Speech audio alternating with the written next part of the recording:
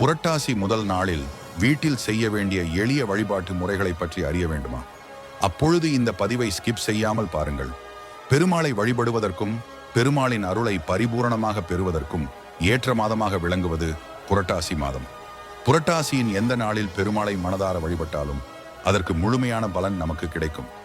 புரட்டாசி மாதத்தில் அனைத்து நாட்களும் விரதம் இருந்து பெருமாளை வழிபட ஏற்ற நாட்கள் என்றாலும் புரட்டாசி மாதத்தில் வரும் சனிக்கிழமைகள் பல மடங்கு அதிக பலன்களை நமக்கு தரக்கூடியவையாகும்.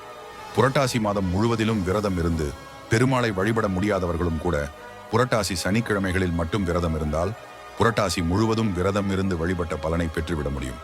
புரட்டாசி மாதத்தின் முதல் நாளில் அதிகாலையில் எழுந்து குளித்துவிட்டு வீட்டில் உள்ள பெருமாள் படத்திற்கு துளசி மாலை சாற்றி நெய் தீபம் ஏற்றி வைத்து பெருமாளுக்குரிய நாமங்கள் மந்திரங்களை சொல்லி வழிபட வேண்டும். மந்திரங்கள் ஏதும் தெரியவில்லை என்கிறவர்கள் ஓம் நமோ நாராயணாய நமஹா என்ற அஷ்டாட்சர மந்திரத்தை 108 முறை சொல்லி வழிபடலாம். பெருமாளுக்கு துளசி தீர்த்தம், பால், கற்கண்டு, பானகம் ஆகியவை படைத்து எளிமையாக வழிபடலாம். நேரம் இருந்தால் சர்க்கரை பொங்கல், பாயசம், வடை போன்ற பலவிதமான நைவேத்தியம் செய்து படைத்து வழிபடலாம்.